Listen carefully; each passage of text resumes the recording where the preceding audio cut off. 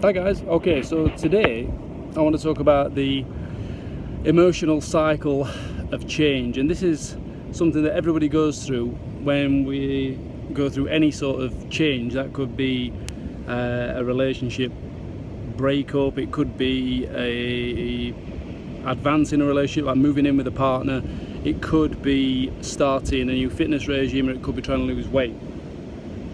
Anything where there's a change, like starting a new business, for example. I've gone through this myself, or implementing a new system within that business. Like, we go through this all the time. So the emotional cycle of change, ECOC, there's 5 stages to this, and once you understand this and start to see yourself going through this cycle, hopefully it'll stop you getting to step 3, which is where most people get to, and then just basically bail out and then find something else and start all over again. If you never get past stage 3, then you're never going to get to stage 5, which is breakthrough. So the first stage of the emotional cycle of change is the uninformed optimism. So basically, uninformed optimism is where you're all super psyched up because you don't really know what you're getting yourself in for. So using weight loss as an example, you think you've got the answer, you know this new program that you're going to do is awesome, you've never done Weight Watchers before, and you think it's going to be the best thing since Weight Watchers sliced bread. But uninformed optimism doesn't last that long, because it's quickly but when you're in uninformed optimism, that's like a really positive state, that's a positive mental state, because you're just thinking about the benefits, like you're going to lose 3 stone, everything's going to be awesome, it's going to be super easy, and you know that's what you're focusing on, the cost benefit you don't really weigh up, you're just thinking of the benefits. So that's a positive mental state. Then you go into informed pessimism. So this is a negative mental state where all of a sudden you realize what you actually have to do to be able to get the benefits, and maybe you're not seeing the benefits just yet.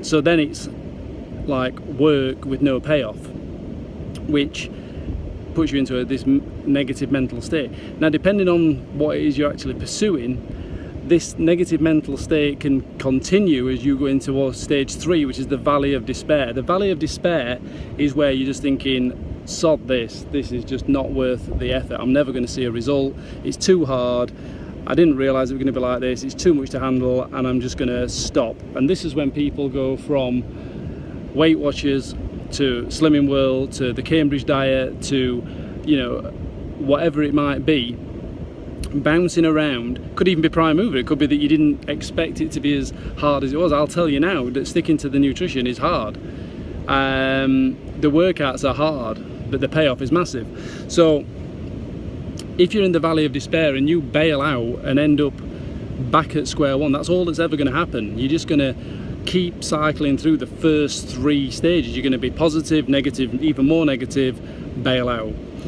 So the 4th stage, if you can get through the valley of despair and actually believe in the process, peer pressure, not peer pressure, should I say, peer group support is a better term, is essential at this stage. So if you've got people, like we do at Prime Move, if you've got people around you that can support you through, people that have been through it themselves, people that can tell you their story and keep you grounded, keep you, stop you bailing out when you're in the valley of despair, that will help get you through. Understanding that the process is going to be hard, it's not easy. If everything was easy, everyone would be slim.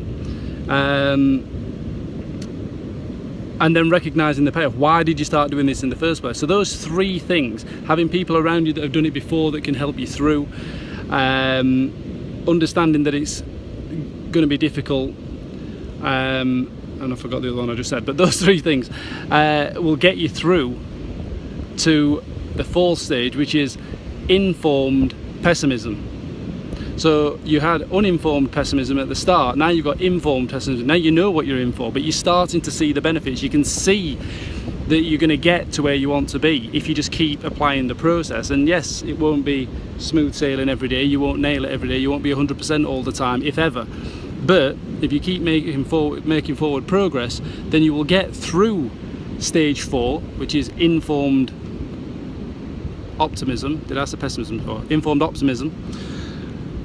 And ultimately you'll get to stage 5, which is breakthrough. Breakthrough is where everything just becomes easy. What you're doing is just lifestyle. You know, there's not really that much thought to it. There's certain aisles in the supermarket that you just don't even bother going down anymore. There's certain shops that you don't go into. There's certain restaurants that you don't go into because you know they're not going to cater to what you need. There's, you know, you get to the parties and people know that you're only going to have one drink, or that maybe you're not drinking at all because you're going to be driving. You know, Kelly Clark is a perfect example of this. You know, speak to that lady. Everyone thinks that she's always looked like she does. She didn't, and she'll be the first to tell you that. So these are the 5 stages we need to get to. Uninformed optimism, informed pessimism, the valley of despair. This is where you need to get through. Then you're going to get to informed optimism, and then you've got breakthrough.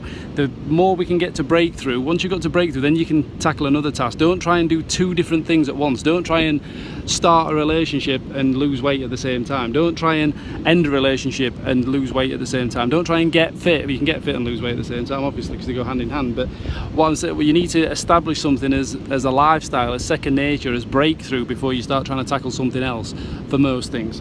Okay, guys, so that's the emotional cycle of change. I'll see you soon. Take care.